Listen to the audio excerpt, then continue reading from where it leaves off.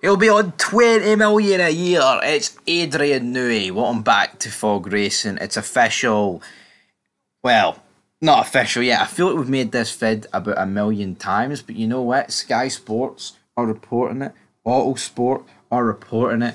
ESPN are reporting it. Anyone that talks on Formula One is reporting it. But Adrian Newey is signing for Aston Martin. And for anyone that doubts how much this guy can realistically do, I think you've just got to look at Red Bull this season. From the second he announced that he was quitting Red Bull at the end of the year, Red Bull have pretty much went off a cliff. Like, they have absolutely nosedived. If Adrian Newey was still at Red Bull in the same sense as he has been all the years and still building on the car, I think the problem with Red Bull this season is that they're trying to upgrade and update a car that none of them really have a clue about what's happening. Adrian Newey, man, he's old school. He doesn't use any of the computing. He whips out the ruler, he whips out the pen, he whips out the pencil, and he starts doing all this mad stuff, man, writing on the whiteboard.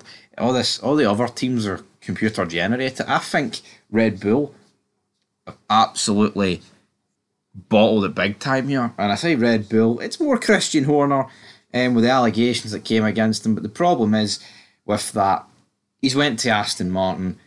What does the future hold for Aston Martin? It doesn't look like next year's car is really going to be all that good based off this season and also the fact that Adrian Newey can't really work on next year's car. I think 2026 could be the year to watch for Aston Martin. But the problem with 2026 is the simple fact is you're going to have Lance Stroll and you're going to have a 46, 45-year-old Fernando Alonso. He's quite literally going to be the oldest man in Formula One history that's still racing. It's just not going to work, man.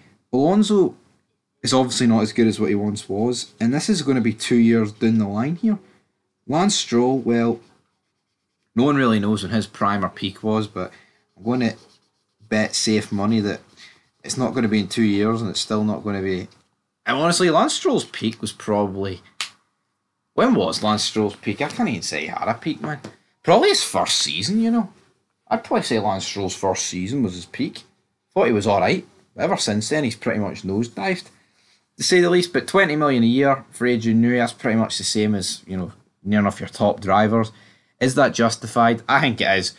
You know, building a top car is just as good as being a top driver, because if Adrian Newey hadn't built a top car for these drivers, you wouldn't be winning world titles. So they've got to complement each other at the end of the day, and I think it's a fair deal, and I think Aston Martin has got to win.